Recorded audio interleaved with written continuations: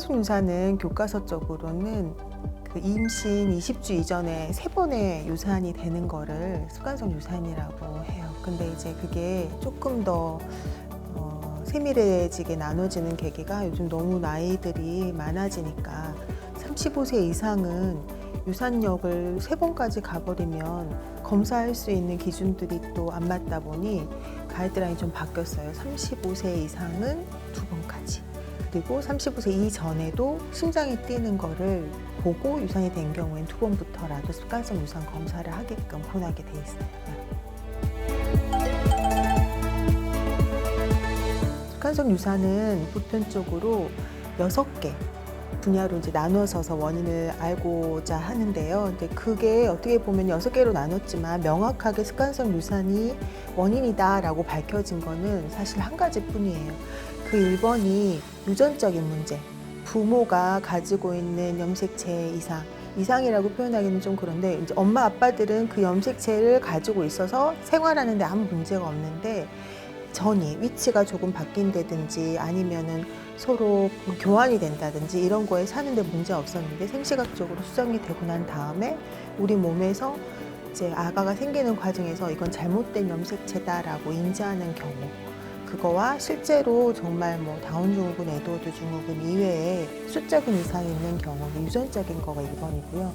그 다음에 면역학적인 부분, 그리고 그다음에 뭐 우리 구조상 자궁에 문제가 있다거나 뭐 성근증이거나 이런 구조상의 문제 3번째, 그리고 감염, 그리고 내분비학적인 문제, 그리고 마지막으로는 환경적 호르몬 관련된 문제, 이렇게 총 6가지로 나누어져 있습니다. 이제 그 중에서 말씀드렸다시피 첫 번째 유전학적 문제가 지금 현재로서는 밝혀져 있는 것들이고요. 나머지 5가지는 그럴 수 있겠다라고 가정하에 검사를 합니다. 근데 최근 면역학적인 부분에 자가 면역성 질환들, 예를 들어 뭐 류푸스라든지 인지질 항체라든지 이런 부분들의 문제가 있었을 경우에도 유산율이 높더라. 또 동적 면역학적, 뭐 엄마가 아가를 임신했을 때는 그 아가가 내가 아니기 때문에 내 거라고 생각하고 보호할 수 있게끔 몸역 체제가 돼야 되는데 어떤 경우에는 이게 내 게 아니니까 안 돼, 밀어내, 이런 걸 보고 동정 자가 면역의 문제라고 돼 있거든요. 그래서 이제 그런 부분에 대한 연구가 많이 발견이 되고 필요한 약제들도 더 그쪽으로 포커싱이 되어 있는 것 같아요. 치료는 솔직히 분야에 따라서 너무 다를 것 같아요. 이제 만약에 유전적인 부분에 문제가 있는 경우들은 정상적인 자연 임신에서는 사실 불가능해요. 이거를 골라가지고 수정되어 있는 것들을 골라가지고 넣을 수 없기 때문에 엄마나 아빠나 역전이가 있거나 전이가 있다거나에 됐었을 때 또 다음에 나올 아이들이 그럴 수 있는데, 진짜 신기한 거는 엄마 아빠도 살아남았잖아요. 그런 염색체를 가지고 있음에도 불구하고 이 아이들도 마찬가지예요. 정상적인 염색체, 문제가 없는 염색체를 갖고 태어난 아이들도 있지만 전자가 있을 경우에 남아있는 아이들도 있어서 사실 자연 임신 같은 경우에는 우리가 뭐 셀렉해가지고 이 아이를 임신시킬 수 있는 방법이 없기 때문에 예방할 수가 사실은 없어요.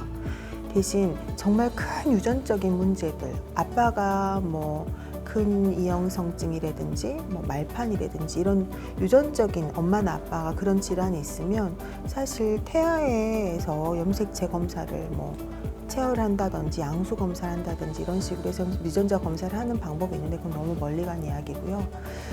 내분비적인 문제는 사실 요즘 갑상선이나 당뇨, 그리고 우리 아가를 이렇게 유지할 수 있는 황치 호르몬 같은 경우에 불균형들이 있는 경우들이 많아서 이제 그런 것들은 내과적이나 호르몬 관련된 적합한 것들을 보충을 하는 방법대로 할 수 있고요.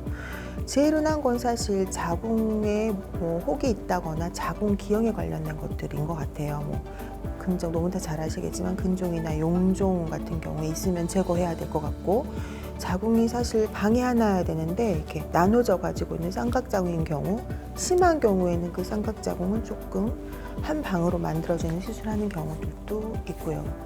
그리고 이제 면역학적인 부분에 자가 면역 질환 같은 경우에는 뭐 아스피린을 먹는다든지 뭐 헤파린 주사를 맞는다든지 그런 식으로 뭐 혈전이라든지 이런 것들이 잘 안 생기면서 혈액순환이 잘 되게 하는 방법들도 이제 주사나 먹는 약으로 고안이 되어 있는 경우들도 있고, 감염 같은 경우는 염증 치료하면 될 거고요.